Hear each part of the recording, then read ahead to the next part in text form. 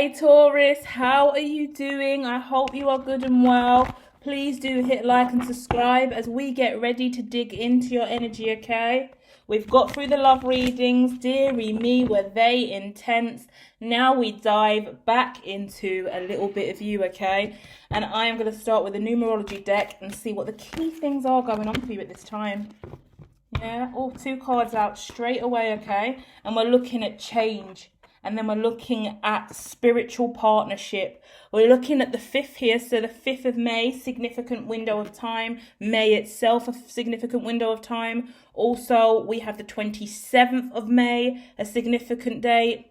And also that breaks down to a 9, okay? So 5th, 9th, 27th of May appear to be significant dates for you. Also, we're looking at a spiritually based career that you're persevering with, but you're also taking time out to close out an old karmic cycle. So there's a little confirmation there for you that this situation could resonate for you in that way, okay? Extra confirmation there. Let's see what else we need to know about. Serious spiritual cards coming out and another spiritual card coming out, okay? You may have a desire to travel to Asia. When I look at this card, I see ruins, I see really spiritual retreats. I see like living on just rice, one meal a day, rice at 7 p.m, vows of silence, vows of celibacy, removing the sage, but I didn't really know what I meant by that. But there's this element of removal and surrender. A real spiritual retreat is what I see for you. Now, that could be a real thing that you're doing, but more importantly, and what actually the hermetologist really likes to teach, is how we go on a spiritual retreat in the now moment. And that's what I'm being guided to speak to you about today. Because hermetology and everything I do, feel free to look at the links in the description. Everything I've done in my career, in all these years of spirituality, they come from the fact that I haven't had the money and the abundance and the opportunity to travel to Asia and all of these places around the world and dive into all of these really rich, auspicious rituals, yeah? Like all these different things in Thailand, all these different ruins in Tibet, all of these different places that I see as such sacred, divine, spiritual spaces. I knew that I would not have the finance and abundance to do that for years yet. So I devoted myself over 7 years ago to go, okay, how can I still tap into that source, to that spirituality, to that high level of enlightenment while still living in the West? Still living in the city, still living in London, still working in industries and sectors where spirituality isn't acknowledged, and I can't have the free will to just immediately stop and meditate, to get on my knees and pray, to speak to Allah Ra, the Divine One, the Creator. I'm not allowed to do that freely in this space. I've got to save that before and after work. I can't do that with my friends at the pub. I can't do these vows of celibacy and these vows of silence and these really niche ideas and rituals with the life that I have now. So how can I do that? And that's the main message coming for you guys today, right? So let me see where we should go in conversation. Yeah? Because what I'm seeing here is a real desire to go within self. Look at your inner child. This is fascinating because we've got the inner child come out and then I'm looking at a year. This is fascinating because I put a reading out for you guys and it was a real therapy session and we spoke about your inner child. And I guided you to do the inner child healing for a repeated period of time to really understand what was going on internally with you. And these cards are telling me that you still have the desire to work on your inner child and heal whatever's gone on. And that's really nice, okay? So let me just kind of do what I'm feeling guided to do with you today. And that is share. If you're enjoying my content and you've been subbed for a while, thank you. Please hit the like, continue to stick around. If you're new, please hit subscribe.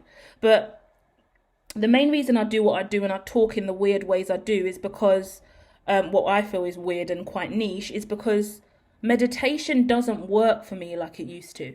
All of the spiritual practices that were the foundation of everything I did spiritually. I started off with tarots in my bra.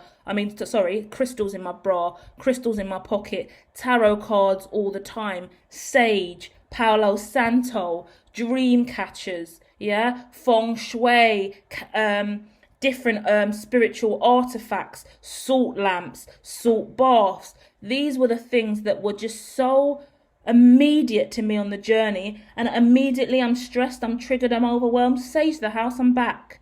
Want a bit of boost of happy energy? Paolo the house, I'm back. Energy's off, feng shui, I'm back. Money's off, let me go and get my frog out let me make sure my frog's been in the right feng shui angle. Let me turn it left, let me turn it right. Let me make sure it's got a fresh coin in his mouth. Let me give him a little kiss on the lips. It's just like building a relationship with all of my Buddhas and all of my artwork and all of my creativity. That's the rituals I carried and so dearly to me in the West, because I couldn't travel to the East to do all of this stuff.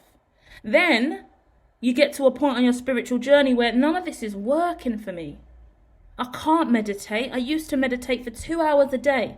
I can't meditate for 10 minutes now. I haven't got the time. I haven't got the desire. Crystals don't seem to help me anymore like they used to. Salt baths are not even healing anymore. Me personally, salt baths used to cleanse me immediately after a reading with clients face to face personally, and after doing readings on YouTube. Now, what a salt bath can't do fuck all for me. The moment I get into a salt bath now, I'm having even more visions and epiphanies and dreams and prophecy coming to me more than ever before. It's like the moment I step into the bath, I'm stepping into the fucking blue lagoon of the future. So I can't escape my gifts and abilities. It's hard. So what do? I have to find new ways in the West to really still stay spiritual and evolve. But that means I've got to find it in everyday things. So now I've really got an awaken to the fact that, okay, I need to run. I need to go to the gym, I need to burn it off, I need to sweat, I need to pick up hobbies, maybe weightlifting, I need to go ice skating, I need to go swimming, I need to go to a sauna or a spa, and I need something that's different. I need conversation that's of a more enlightened nature. If I can't get that, then guess what? I'm going to make a YouTube channel where all I do is just talk. And I talk about what I see in the cards at a higher vibration, hopefully calling in a collective that understands me. But if I don't even get any views, at least I'm speaking the language I know. Because nothing else is working, so I just have to find an outlet to speak the language I know.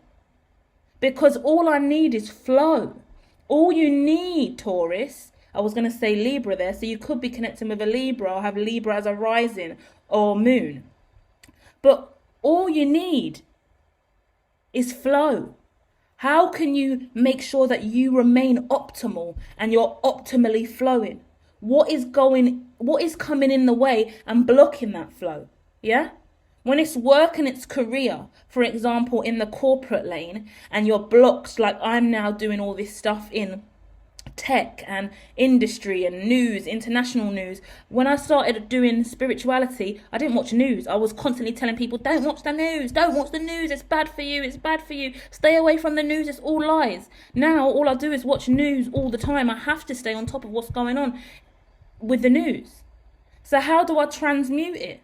How do I still stay a spiritual being whilst fucking around with loads of different cryptocurrency and getting involved in trading, doing all this news stuff? How? It becomes more of an internal job. All of this external stuff, the crystals, the sage, the tarot, the salt baths, the Tibetan bowls, I need to find them inside of me now. I need to find them in my mind space. I need to find them in my psyche. I need to find them in the unconscious areas of my mind. I need to be able to think. This is weird for me to say this. I've never said this before, but I need to have articulate thinking.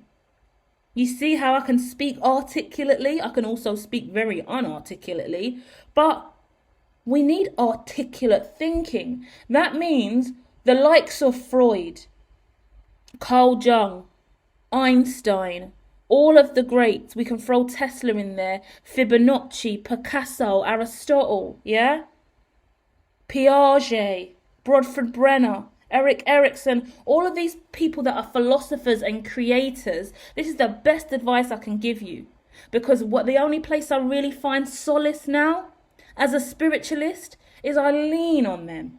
I lean on philosophers. I lean on scholars. Because they are some of the most creative beings out there, and all of their work has such a deep, rich, auspicious undertone, full of spirituality. Freud loved a bit of coke, loved a good smoke of a cigarette, but you read his book on dreams, and you're off to a realm of clairvoyance and spirituality. Carl Jung, one of the greatest developmentalists of our time, studying the development throughout lifespan in a really institutionalized corporate world. Yet he's looking at alchemy and tarot. If these people didn't exist, I don't think I would have ever found my way here. I feel like I would have been lost forever, sitting around, not knowing how to truly channel and flow my gifts into something more. Because for such a long time, the safest space for me was to just be a tarot reader in the local community, doing charitable work here, there, and everywhere, when I knew I wanted so much more, yeah? And I'm saying this to you guys, Taurus, because I'm looking at spiritual partnership, I'm looking at spiritual career, I'm looking at you trying to find new ways to take the time out and persevere whilst your inner child is still trying to close out this karmic cycle from the past. And whether or not you are flying out on a plane to go onto a deep spiritual retreat and go into a steam yurt, or whether or not you're stuck in the West still doing your 9 to 5, more than that probably, a hell of a lot of hours, and you can't catch a break, you got to find a break within you. Yeah? You got to know how not to break. You got to find a way for your psyche to evolve. And you've got to realize the shit I used to do in the past don't work for me now. For example, I live in the UK, biggest show in the UK, especially growing up as a child, EastEnders. I can't watch EastEnders now. I can't watch Hollyoaks now. As soon as I click on the screen and I look at the setup, I can see how fake and real it is. I might as well be the director behind the camera or the filmer, because it just looks so disingenuous. I can't watch shows that are poorly made and that it's totally fake. I'd rather watch reality show because at least it's unscripted and the acting is spontaneous, because I can even see the actors on the screen when, even in certain low budget movies, they're just reciting the words that they rehearsed months before filming. So when you're a spiritualist and you get more and more enlightened to this stuff, it gets harder. Yeah, you got to find ways to fill your time. I just told Virgo I'm spending more time trying to go ice skating in my free time now, so I can just let go and just skate around the ring and just be free for a little while and just float around like I'm a swan, just living freely. Like I need to do more things like that. So what is it for you?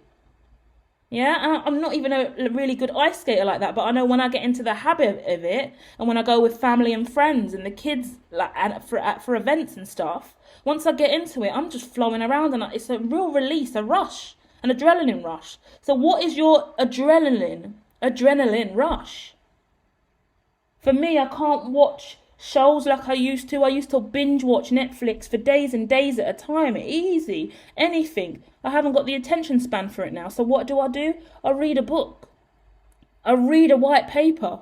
I read literature with comprehensive words in it about something that I probably don't really understand, because at least it's giving my brain enough stimulation to seek and search and analyze and establish, because that's my new meditation. Don't know what to do with myself. Tarot used to be a hobby. Now tarot's a job. What else can I do? Okay, I buy loads of canvases. Now in my free time, I just do abstract art. I paint on canvases and then display them in my house. I paint all over my walls. Normal people just paint their walls one colour with a roller. I hand design my walls. All of them. Every single fucking room in the house is now developing its own hand design. Until we renovate, and then we'll clean the act up. But then we'll probably do it again. So just understand there are no rules. and social standards that you need to conform to, your inner child at this time would benefit from you just doing whatever the hell you want to do in the West. And whatever ideologies and cultures that you see in the East that you want to bring, that you want to go to the East for, bring the East home. Bring the East home. Yeah? Put the East in your front room, put the East in your bedroom, put the East in your third eye, put the East in all of your chakras every single day you live and breathe. Yeah? Breathe those ideologies into the now moment. And I say that to all of my friends as well who travel off and go to Thailand and all of these different places.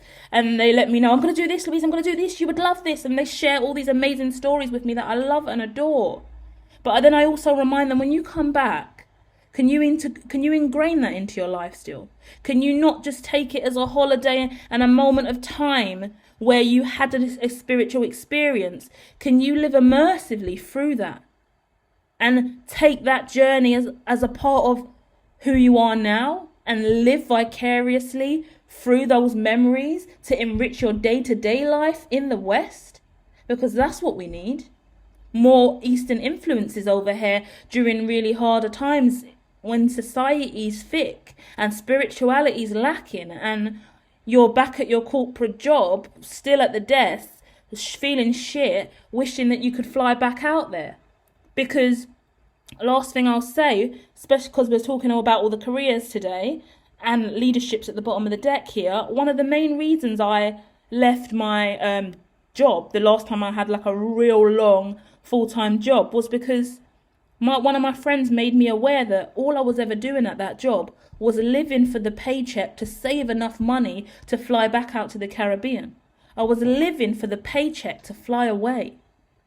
I only had 2 weeks annual leave that I was repeatedly fighting for every year. So every year I was working my arse off to get money to fly away for 2 weeks. I was living the whole year just for 2 weeks because I only felt true fulfillment in those 2 weeks. And that is when it dawned on me, oh no, I'm living wrong. I'm so unfulfilled and I'm so happy. I can't carry on with this career. I need a career that I can live every day freely and still, like, it's an everyday holiday. Yeah? And this is 7 years on since that day. And I mean, I'm freer than I've ever been. But it's still not easy. I'm still working out the kinks and the nooks and the crannies to this new ideology and new lifestyle. So it does take time, guys. Be aware of that. Yeah? Just because we've still got to work through trauma, trigger, ancestral curses. We've still got to make sure we have enough money to get by, pay the rent, pay the bills, fit the holidays in when we can, balance out the money, still learn to live happily and wholesomely in the now moment. Like every day's a holiday, but within reason, because we need to ground ourselves in the now moment somehow. So we don't get complacent with the everyday life that we do have to live. You know, unless you choose to be a jet setter who travels all year round, which can be done. I mean, even more so nowadays with the careers that we all kind of have. We can do anywhere, we can go travel anywhere and do that. We can have that gypsy lifestyle. But it's still, if you want to have roots and grounding and you're building a business, because I see spiritual partnership, spiritual career here, and perseverance, then you got to find the new normal for you. Yeah? And what is the last thing I'll say, guys, the new normal, it's when you're the one creating it through your own spiritual enlightenment and awakening, is really fucking shit. Yeah, truth be told. Because you got no one to look at, you got no index. Yeah? You're on your own in this shit. Every step you take forward, you're building it off your own back. There's no go-to, there's no assistance, there's no support, because you're building something that doesn't exist. You're building off your own back, you're building off your own foresight. So when you are free, there's still feelings of not being free, because who do you fit in with? Who do you go to? Where's your clique? Where's your crew? Where's your posse when no one else is doing what you're doing? And there's niches all around you and different versions of you exist, or like different let's say mirrors or perspectives or ways to go, different people on the network, but the truth of the matter is your unique model is your unique model. And the future is going to look a lot more like this with Web3. Yeah, our unique ecosystems and how we all uniquely develop. And I mean, the well-being within that sector is really important as well, because I mean, the complacency that we all get from being similar and sharing the same ecosystem and social standard isn't really going to be there anymore. So the reality of how uniquely your schedule is, who you don't and don't network with, how often you have contact with other people in different professional fields, and how hermetic you are really is more of a key influence on your well-being and your happiness overall. So just take all of these perspectives on board moving forward, and try and manifest that everyday dream, that holiday lifestyle in the now moment in any way that you can, you know. And yeah, I'm sending you so much love and light and healing energy, and I'll be back soon with more. Bye.